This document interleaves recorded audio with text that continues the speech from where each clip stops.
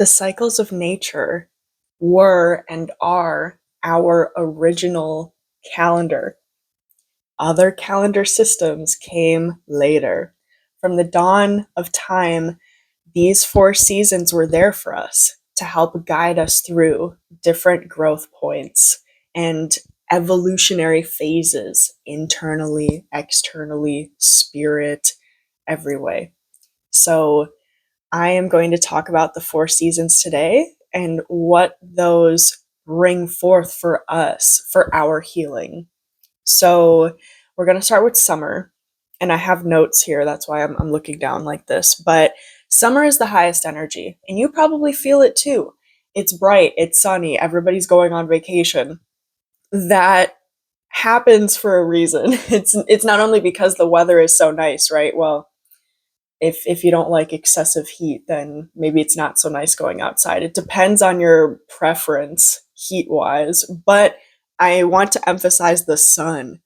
We have the longest days in the summertime. The summer solstice is the longest day of the year. And so this is the time to be around friends and to go on vacation and to do stuff and to just enjoy life, because nature is literally also in that energy. Everything's flourishing, everything is blooming, and the bugs and the animals and everybody's out to play, basically. And so this is also a great time to execute projects and to set some goals, work towards your goals, sow seeds for the upcoming harvest season, and enjoy what has already come to fruition. It's this is the highest energy we have in our year. And so now we are getting into, before I actually say that, hang on. Summer and spring are the light half of the year, and fall and winter are the dark half of the year. Split up into two sort of categories, two sections here. The light half emphasizes action, and the dark half emphasizes rest. Both are important to have all the time in a balance, but it's just that in the light half of the year, there is more emphasis on action. And then in the dark half of the year, there's more emphasis on rest. So now from summer, we move into fall. There is this sense of like taking stock, and nature even starts to slow down. The leaves fall off of the trees. The animals are gathering up supplies for hibernation. And so we are also harvesting what we have sown in the previous months. Like I said, taking stock, preparing for winter, start to slow down and lessen the amount of high energy social interaction and soften into the dark half of the year where the emphasis is on rest, basically. Fully appreciating what we have enjoyed the previous months, fully appreciating what we have been able to sow from, harvest from the sowing, from the work of the previous seasons. Preparation and gratitude and celebration in that sense of like, wow, this is what we did, and now we're kind of moving to this next part. We are taking this with us, basically. And so now winter is the lowest energy point of the year. That is when the winter solstice is, which is the longest night of the year, the shortest day. And so this is full introspection mode, full ultimate reflection period. Introspection, kind of turning inward.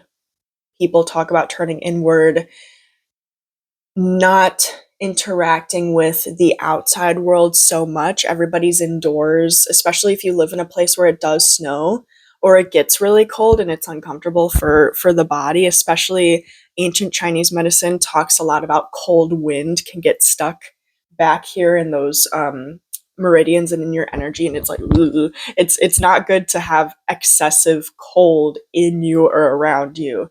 So you stay indoors for not only comfort but also safety in a lot of cases. Like I said, snow, ice could be hazardous to be out in and drive in. So having that close inner circle, your family unit in just your household, it's all cozy, and, staying warm, being gentle with yourself. And because of this darkness, because of, this energy of the days getting shorter leading up to the winter solstice being the longest night of the year, let shadows rise to the surface and close cycles. That is the reason why we are put into such a introspective mode, so that we could see what's not working anymore, so that we could see what's been bothering us, what we've been tolerating, what is spirit, yelling in our faces, kind of, hey, stop, this is not in alignment anymore, or this isn't working for you, and you don't have to push yourself, you don't have to do this anymore. Sometimes we cannot see those things unless we are like kind of put in a mode of rest, of introspection, of like isolation in any way, in some way. And so healing, rest, conserving your energy, because it's a lot when this inner stuff comes out. If anything, we can kind of compare summer and winter. Summer is very external energy emphasized. We are out interacting with the world and super high energy, having fun and like all of that. Winter is very much the opposite. We can't be in the high energy all the time, even though modern society, especially in the Western world, is kind of set up that way now. um, and especially, I will make a comment here, Christmas and the winter holidays in America, where I live, have become very materialistic and very high energy and consumerist, when that is the opposite of what nature is calling us to do. It's not about, getting the perfect gift and rushing around and like hosting these giant parties. Like that's actually so not great for us. Like there needs to be emphasis on more warmth and like soft community and connection, and not like materialism and high energy. Like I said, dim it down, calm it down. Traditionally, going years back, people would, and some people do still, I celebrate Yule, people around the world celebrate Yule, but back in ancient times, more people celebrated the ancient ways. So that's what I'm referring to here. It was often celebrated at night, the winter holiday, Yule, Christmas, original Christmas. And it was, there was gift exchange and there was like gathering, but it was very cozy.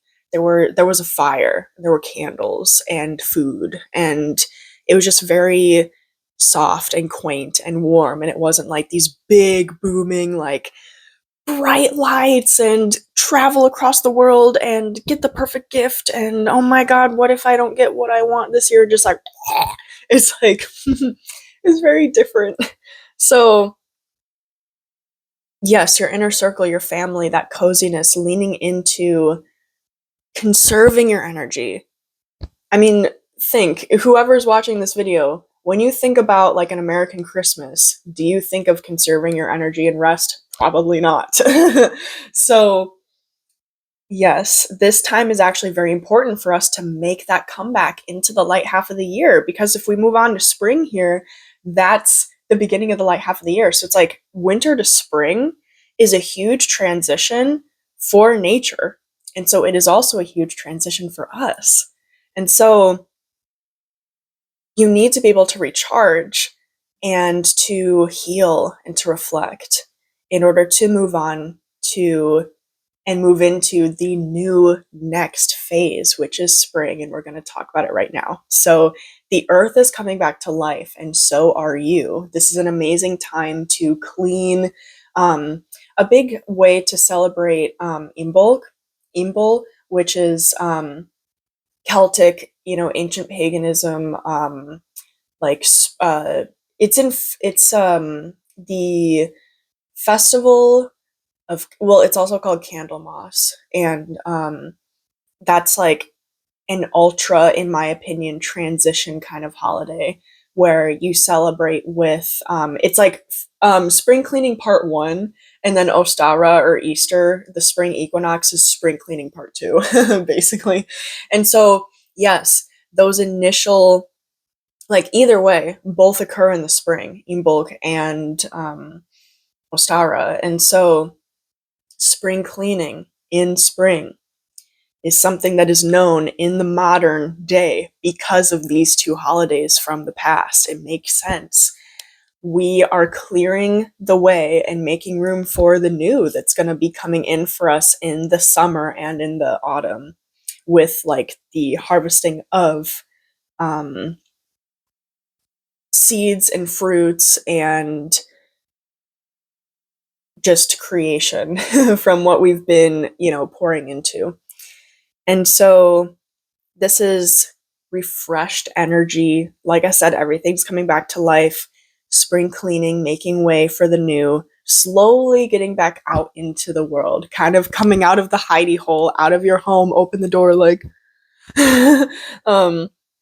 getting back out there and setting your intentions and goals, setting your intentions and getting clear on your goals for the coming months. So this is like the ultimate like preparation for the new, whereas autumn is like the ultimate preparation for like the rest and for the integration. So yeah, that is nature. Those are the cycles of nature. It's set up for us, and it's been this way since the beginning of time.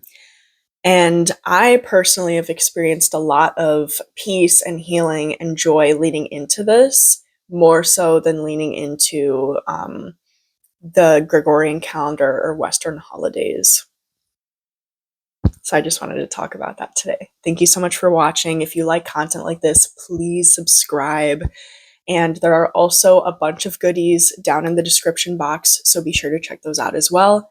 Wishing you a wonderful rest of your day, and I will see you in the next one.